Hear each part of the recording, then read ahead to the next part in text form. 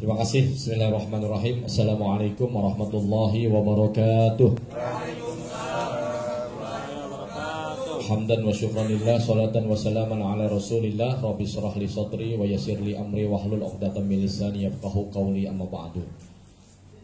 Yang saya cintai, saya hormati Al-Mukarram Kiai Haji Fathur Rahim Sona, yang sama-sama kita ketahui beliau sekarang mendapatkan amanah menjadi suriah MWC NU Cilincing. Kita doakan mudah-mudahan amanah ini dapat beliau laksanakan dengan sebaik-baiknya.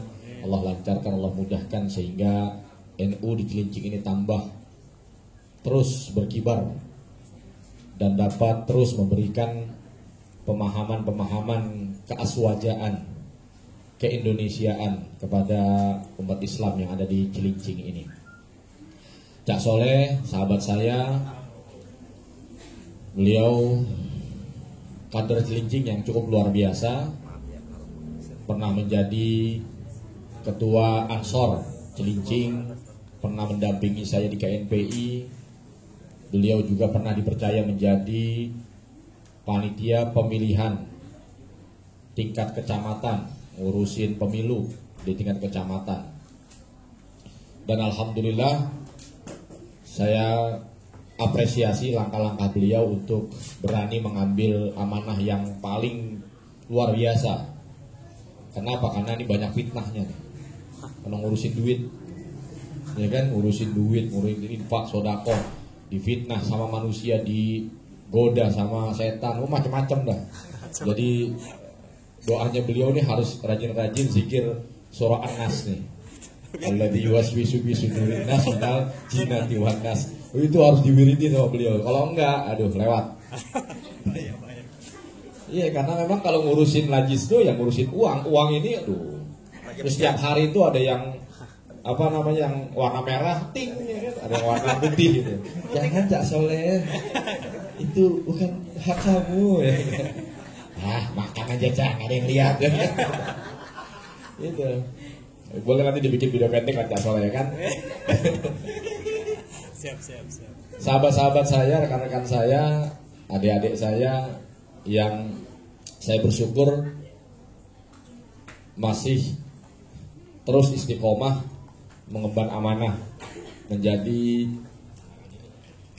tumbuh kembangnya NU ke depan.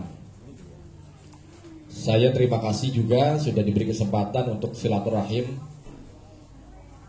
Enaknya tadi itu setiap sambutan kita didoain apa panjang umur ya. Tapi jangan juga panjangan. Panjangan gak enak juga, ntar Fahmi udah gak ada, ya sendirian aja gitu. Cak Soleh udah gak ada, kayak Sona udah gak ada, sendirian gak enak juga, jangan kepanjangan juga gitu. Rekan-rekan sekalian, konferensi adalah sebuah musyawarah tertinggi. Jadi ini kalau kalian kemarin-kemarin bikin rapat, bikin pertemuan, itu masih tingkatnya kecil-kecil tuh, masih pendek-pendek lah. Termasuk panitia tadi sambutan katanya nekat ngambil keputusan. Sebenarnya kalau saya itu bukan nekat itu. Itulah mantapnya orang berorganisasi, cepat mengambil keputusan. Sudah diukur resikonya, sudah diukur segala kemungkinan-kemungkinannya.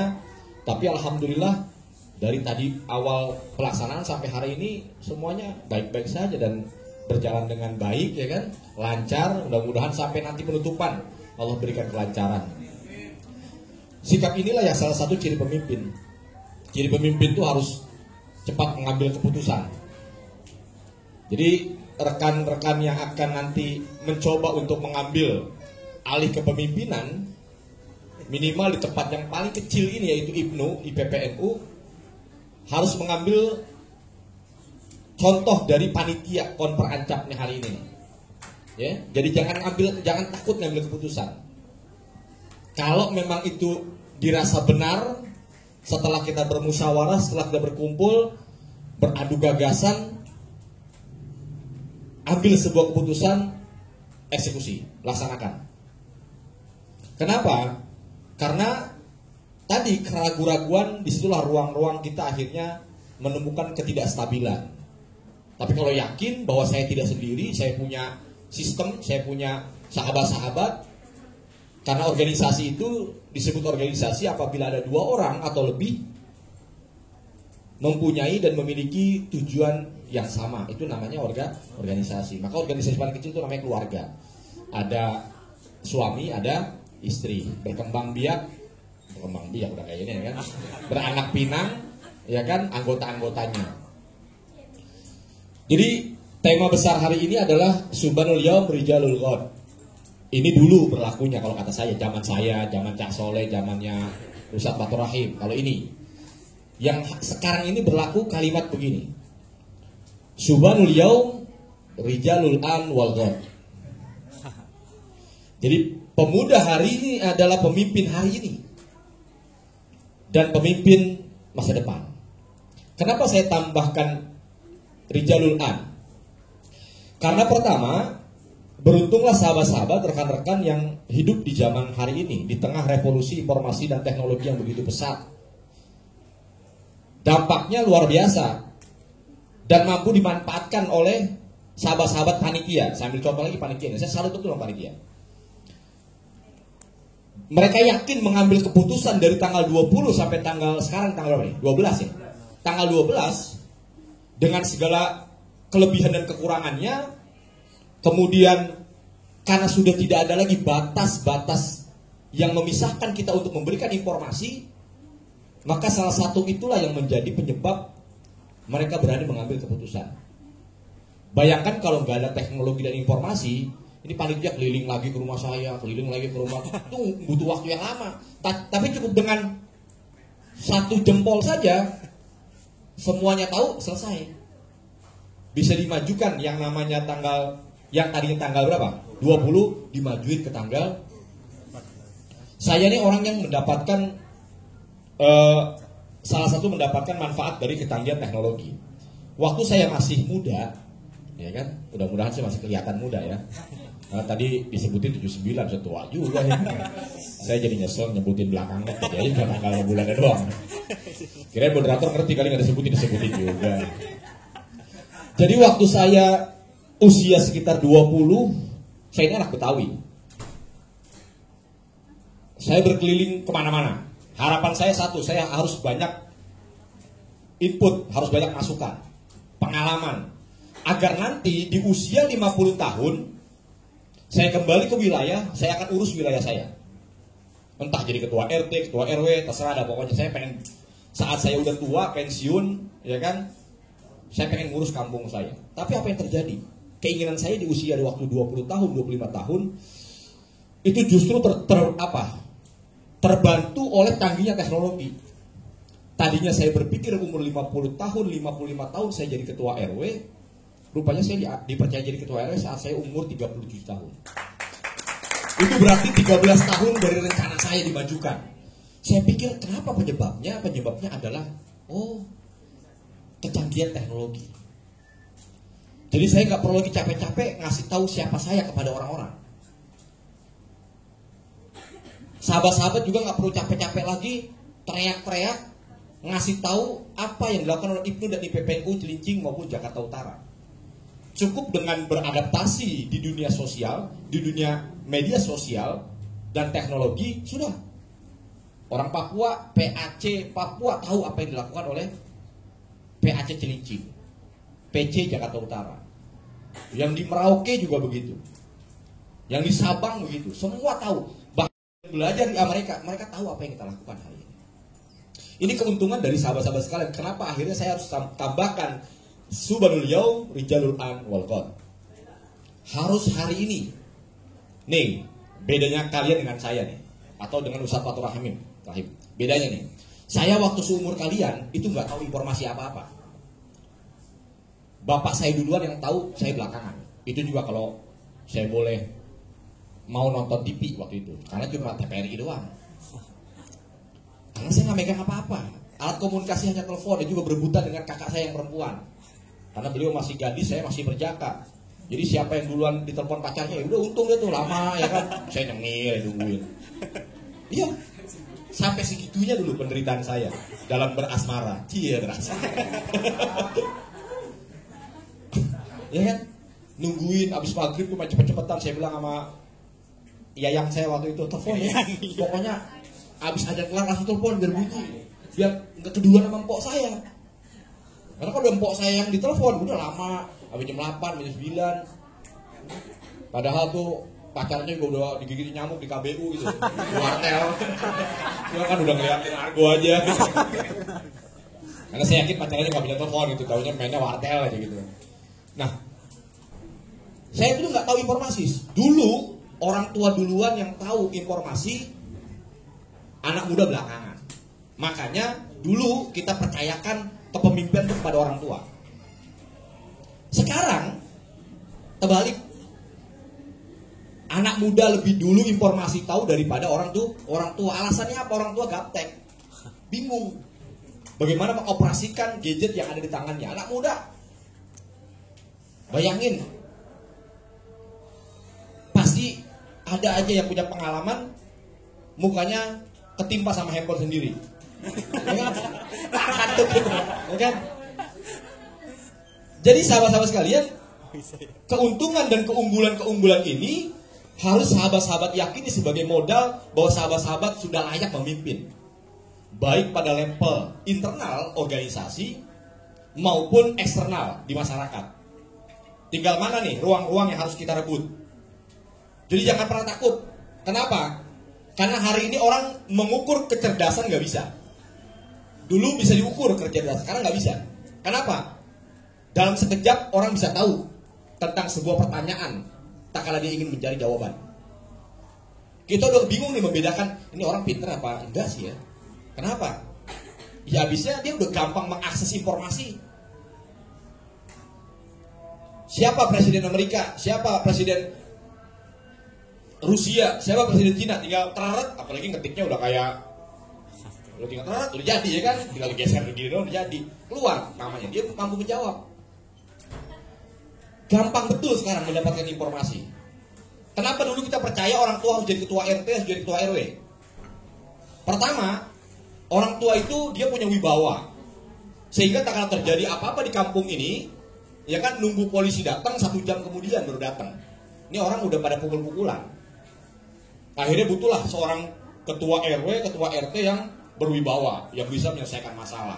Oh sekarang gampang, tinggal kontak polisi 10 menit nyampe. Karena kita memberi informasi kepada polisi cepat untuk membantu kita menyelesaikan masalah. Jadi alasan apa anak muda hari ini takut mengambil peran-peran itu udah nggak ada. Hanya pemuda yang nggak mau belajar, nggak mau berjuang, dan nggak mau bertakwa, yang nggak mau mengambil uang itu. Jadi kalau sahabat-sahabat hari ini sudah punya komitmen terhadap 3 ini, belajar, berjuang, bertakwa, ya sudah, jangan takut mengambil peran. Saya waktu seumuran ketua panitia sama ketua PAC, nggak bisa saya ngomong kayak gitu. Saya bisanya itu ngomong pas saya lulus SMA, sekitar 2-3 tahun setelah SMA. Itu pun saya sambutan berasa kayak gempa lokal. Wah, tahu diketawain orang gimana, nggak tahu deh tuh. Acara maulid saya suruh jadi panitia, saya sambutan. Itu untung ada apa ya? Ada stegernya. Kalau saya pegang gini kali, ada gemeterannya. Tapi saya lihat tadi, ya Allah, performance-nya udah dapet, aura kepemimpinannya ada. Itulah manfaatnya berorganisasi. Yang perempuan, masya Allah, lebih luar biasa lagi. Sambutannya itu mirip kayak kayak ilmuwan yang perempuan yang kalau kita ngeliat di YouTube lagi seminar tuh. Bener. Jadi sahabat-sahabat sekalian, untuk orang yang wah ya Allah, saya ngeliatnya ini kayaknya calon psikolog yang nanti akan mengkaji, kemudian diundang seminar-seminar nasional maupun internasional gitu kan. Karena tadi kita udah banyak contoh, kita banyak gambaran-gambaran yang kita bisa lihat dan bisa kita adopsi, bisa kita kumpulkan 1, 2, 3, 4 orang, ambil baik-baiknya, jadiin satu karakter kita, maka muncul karakter buat kita. Jadi jangan ngambil satu orang saja. Dulu ada orang kita nih, contoh dai, penceramah, referensinya Haji Nur MJ aja gitu kan. Akhirnya apa? Dia ceramahnya mirip banget dengan Haji Nur MJ. Karena memang kita nggak ketemu lagi, nggak ada YouTube waktu itu belum ada, jadi kita nggak bisa memilih kiai-kiai yang lain untuk kita jadikan referensi. Hari ini kalau ada yang pengen jadi ulama, jadi mubalik, lihat karakter-karakter itu kumpulkan jadi satu, mainkan dalam diri kita, maka kita akan punya karakter. Jadi kalian untuk membentuk karakter itu mudah sekali, ya kan? Untuk mencari pemahaman dimanapun mudah sekali. Maka manfaat ini harus sahabat-sahabati mainkan, lakukan, ya. Sehingga apa? Sehingga kalimat al-an di dalam kurung ini bagiannya kita. Biarkan orang lain berpikir saya nanti jadi pemimpinnya, karena dia masih terpola dengan kalimat subhanul yaum rijalul ghad atau young today leader tomorrow. Pemuda hari ini pemimpin masa depan. Dia nggak tahu kita punya dalam kurung di sini. Ya, ada dalam kurung. Subhanul yaum rijalul an. Annya ini nih harus hari ini. Tadi saya ngobrol dengan ketua PAC, ketua PC, Bang Fahmi. Bang Fahmi, kapan PC Ibnu melakukan konferensi cabang? Bentar lagi Bang, Oktober atau November lah, mudah-mudahan. Ada nggak anak celincing yang maju? Nggak ada Bang, wajib ada. Nggak boleh nggak ada. Karena itu bentuk kegagalan ada celincing di PCNU, di PC Ibnu. Ya? Kalau perlu selazimkan yang namanya tradisi ini. Yang tadinya ketua PC Ibnu Jakarta Utara dari Cilincing, besok dari Cilincing lagi, dari Cilincing lagi. Jadi banyak kita stop di Cilincing. Iya. Gak ada Bang, ada 5 orang di Cilincing, gak ada Bang. Wah gagal ente, saya bilang. Gagal Cak Soleh, saya bilang. Tanya, apa namanya? Dan gagal juga saya. Kenapa saya tadi tekankan beliau untuk minimal ada satu kader maju ke depan. Urusan menang kalah itu haknya Allah, ya kan? Yang penting ada kader Cilincing maju untuk mewarnai dinamika konferensi cabang di Jakarta Utara. Dan saya selalu tekankan kepada Ibnu Jakarta Utara, Fahmi, cek kapan PW Ibnu DKI konferensi wilayah maju, ya kan? Gitu. Abang, nanti saya takut kalah. Jangan takut kalah. Karena bukan kekalahan atau kemenangan yang kita dapatkan, tapi proses untuk menuju ke sananya itu yang sangat mahal dan luar biasa. Saya banyak mengalami pengalaman-pengalaman seperti itu. Saksinya Cak Soleh, saya didampingi Cak Soleh. Pengalaman itulah yang akhirnya membentuk karakter kita. Kita punya keberanian, cepat mengambil keputusan. Karena untuk mendapatkan manfaat bukan di Ibnu. Nih misalnya Ibnu terpilih ketua 2 tahun apa setahun nih? PAC setahun, dapat 2 bulan. Gue dapat apa sih di Ibnu, di PPNU? Dapat 3 bulan. Gak ada apa-apanya nih. Dapat 3 bulan, 4 bulan, keluar dah. Gak dapat apa-apaan gue di Ibnu sampai PPNU. Memang kalau dicari gak akan dapat. Gak akan pernah dapat. Selama kalian beribnu, kalian gak akan pernah dapat apa-apa. Tapi akan kalian rasakan manfaat itu setelah kalian tidak beribnu. Paham gak? Berkumpul di Ibnu, perang silakan lakukan apapun. Yang ketua jadilah ketua, yang sekretaris jadilah sekretaris. Semua punya peranan dalam sebuah sistem. Akhirnya terpola dalam pikiran kita, oh ini semua bisa ada, kita ada di sini itu karena kerja sebuah tim. Ketua panitia, ketua PC semua berkolaborasi sehingga kita bisa ada di sini sekarang. Jadi kalau kalian menanyakan manfaat apa yang saya dapatkan, kalian tidak akan pernah menemukan jawaban itu. Karena jawaban itu akan kalian dapatkan setelah kalian sudah tidak lagi di Ibnu. Nanti ada yang jadi kerja, entah jadi apa dapat pekerjaan, ada yang kuliah, ada yang rumah tangga. Itulah mulai nanti rekaman-rekaman tentang bagaimana dulu kita meramu sebuah kegiatan, rekaman-rekaman tentang bagaimana kita mampu berretorika, bermusyawarah, mengambil keputusan, menyelesaikan masalah, menumbuhkan solidaritas, kepedulian, kebersamaan, bagaimana menghargai senior, bagaimana menghormati yang tua, menghargai yang muda. Ini kita dipola otak kita nih. Jadi jangan pernah mengharap manfaat apapun di Ibnu selama kalian masih pakai seragam Ibnu maupun IPPNU. Tapi nanti tak kala kalian sudah berubah jadi, contoh ada dasinya, ada jasnya, jadi eksmut ya kan, di HIPMI contoh misalnya ya kan, jadi pengusaha, jadi entrepreneur, jadi disitulah mulai kalian akan kelihatan cara berpikirnya berbeda dari orang-orang yang nggak pernah berorganisasi. Jadi kalau mau bertanya nggak akan ketemu jawabannya. Maka yang berarti harus gimana Bang? Bertahan. Bertahanlah. Setahun, habiskan setahun. Kalau masih punya kesempatan naik ke PC, habiskan 2 tahun di PC. 2 tahun ini. Kalau masih punya kesempatan di PW, habiskan di PW.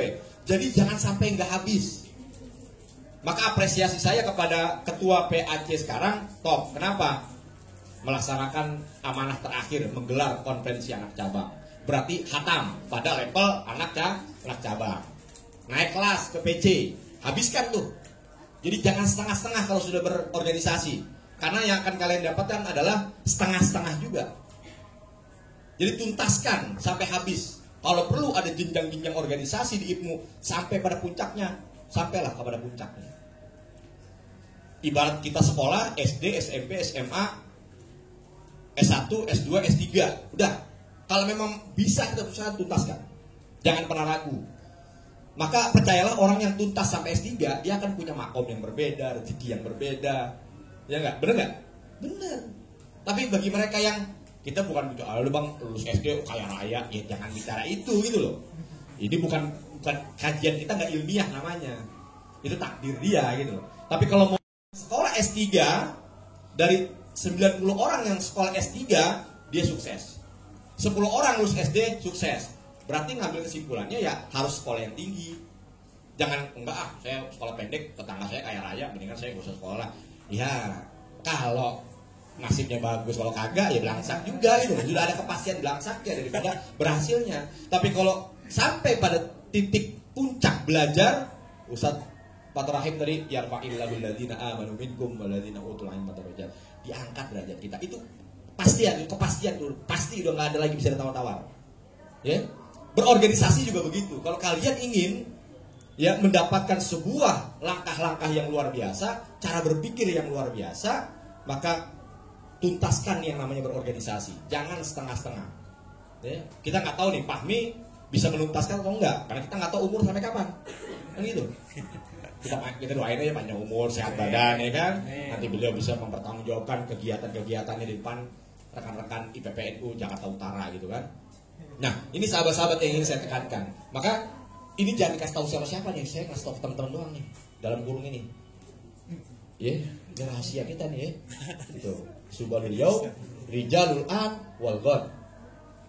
Tapi panitia tetap jangan bikin spanduk lagi, begitu. Jangan usah. Ini buat kita aja nih. Ya, jangan dibagi yang lain. Karena yang lain mikirnya masih ini.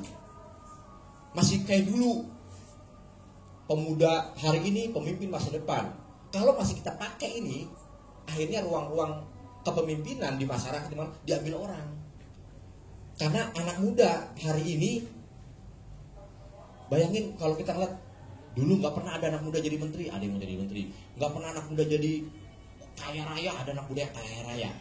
Padahal dia nol dari keluarga yang biasa. Oh rupanya gerakan anak muda itu kalau sudah baik personal maupun secara komunal mereka berkumpul bersama-sama itu luar biasa.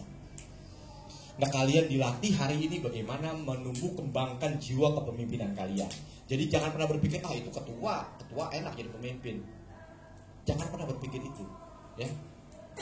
Kalian hari ini melihat seorang ketua dia harus seperti apa? Pikir apa kita jalan, kita belajar. Jadi yang jadi ketua belajar jadi ketua, yang nggak jadi ketua belajar bagaimana menjadi ketua. Jadi dengan menjadi beda. Menjadi nanti saya akan menjadi.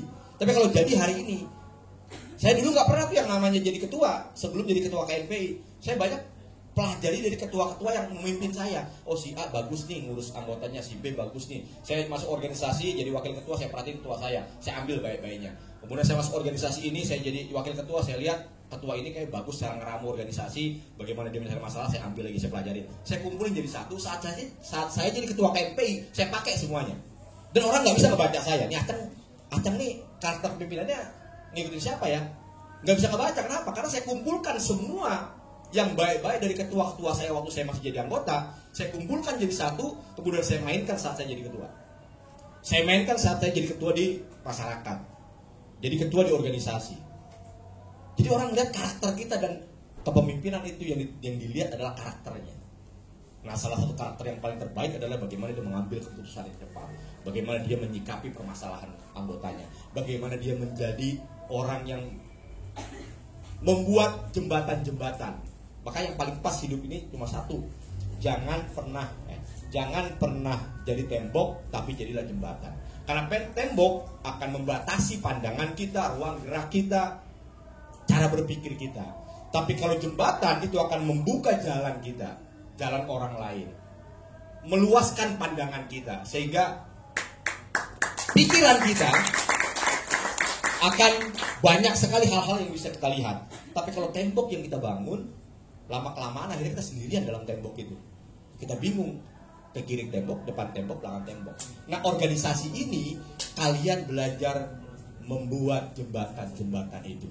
Baik kalian menjadi seorang ketua, menjadi seorang anggota, wakil ketua, bendahara, apapun itu, karena ini sebuah sistem kebersamaan, maka jembatan itulah yang nanti akan menghantarkan teman-teman menuju tempat yang teman-teman dan rekan-rekan inginkan.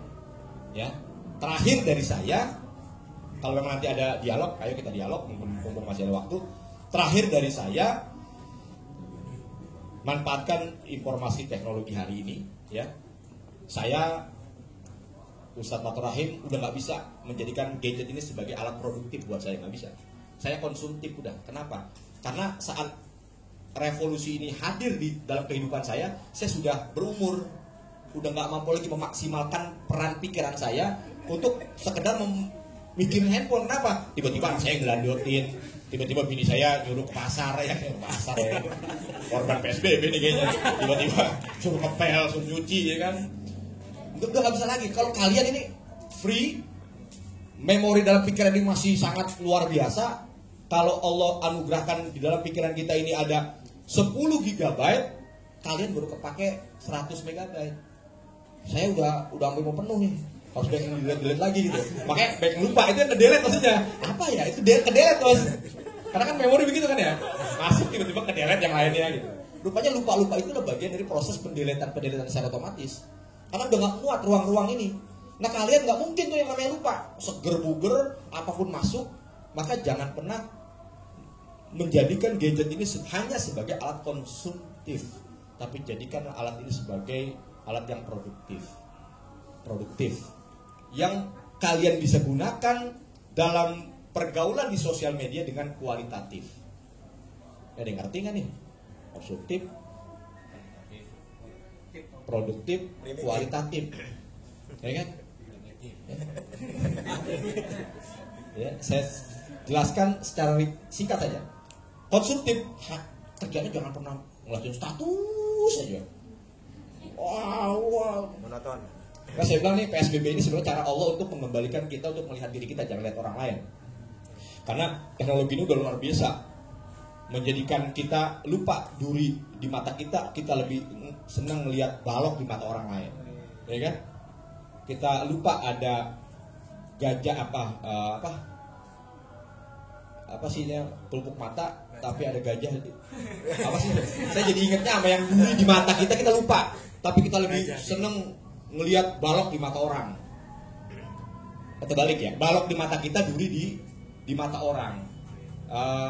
Apa sih itu rasanya itu? Gajah di pelupuk mata, apa? Nggak kelihatan.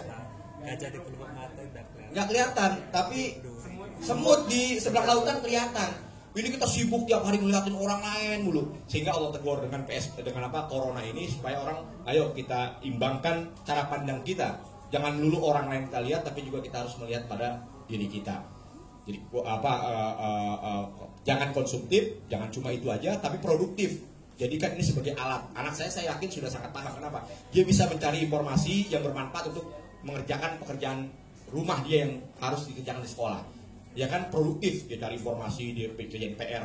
Ini kan terpola dalam pikirannya bahwa alat ini alat yang produktif, ya kan? Kualitatif tadi, jangan lagi sedih di share, jangan, lagi mewek di share, ya kan? Enggak, yang produktif, yang kualitatif, yang membuat orang terinspirasi dengan media sosial yang kita punya.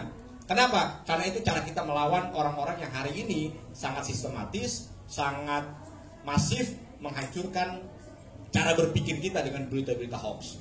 Jadi kita harus kuat. Saya berharap ayo kita kampanyekan yang namanya media sosial yang berkualitas. Dan ini harus dimulai dari Ikatan Pelajar NU yang tergabung dalam Pelajar Putra dan Pelajar Putri Nahdlatul Ulama. Demikian yang dapat saya sampaikan. Saya mohon maaf kalau ada kekurangan. Pengennya sih lama-lama, tapi kelihatannya suasananya juga udah nggak memungkinkan ya kan. Ini udah jadi ABG kita udah atas bawah gerah ini. Tapi saya sarankan nih mudah-mudahan Satpol PP nggak kemarin, kalau kemarin kita digerebek semua ya. Ya kita udah tangkap ini melanggar semua ini. Ya. Karena hindari kerumunan, hindari ruang-ruang sempit seperti ini, ya kan. Jadi ke depan kalau bisa jendelanya dibuka-buka, AC lebih baik dimatiin. Saya pernah di suatu acara itu dapat arahan dari BNPB, gugus tugas, malah AC lebih baik, kita lebih baik gerah-gerah begini. Kenapa? Virusnya juga nggak mau deketin kita, asam kita ya. Tiba kita wangi-wangi, dingin, virus tambah demen gitu ya. Tapi mudah-mudahan kita berharap Allah selamatkan kita, Allah lindungi kita dari wabah-wabah yang sampai hari ini belum ada habisnya, dan mudah-mudahan Allah jadikan peristiwa ini sebagai hikmah buat diri kita, dan kita orang yang mudah mengambil usro dari usri yang Allah berikan kepada kita. Inna ma'al usri inna ma'al usri usra, ya kan. Ini udah kepanjangan nih usrinya. Masa iya kita nggak dapat usronya? Siapa yang dapetin? Orang-orang yang berpikir. Wallahul muwaffiq. Assalamualaikum warahmatullahi wabarakatuh.